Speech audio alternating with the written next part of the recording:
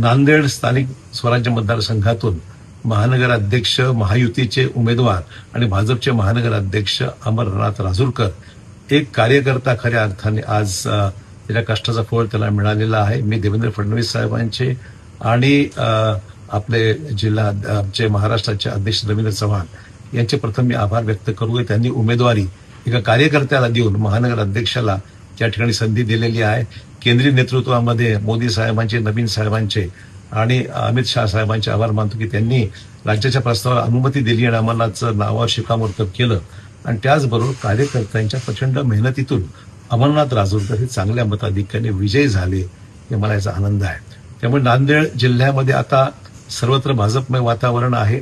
एकीकडे आपण पाहतोय की महानगरपालिकामध्ये भाजपचा महानगरपालिका आलेली आहे, नगर परिषदेमध्ये आलेले आहेत 5चे 5 आमदार आणि जिल्ह्यातील सगळे 9चे 9 आमदार हे आता महायुतीचे आज नांदेड जिल्ह्यामध्ये आहेत. आणि महाराष्ट्राचं चित्र तसंच आहे की महायुतीला ताकद देणारं, शक्ती देणारं एक चित्र आज महाराष्ट्रामध्ये उभं झालंय. नांदेडमध्ये विशेषतः अमरनाथ राजूरकर यांचा अतिशय चांगलं यश मिळालेलं आहे. मी एकनाथ शिंदे साहेबांचे आभार मानतो, सुनीताताईंचे आभार मानतो आणि विशेषतः आमचे मुख्यमंत्री देवेंद्र फडणवीसजी आणि रवींद्र चव्हाण साहेबांचे आभार मानतो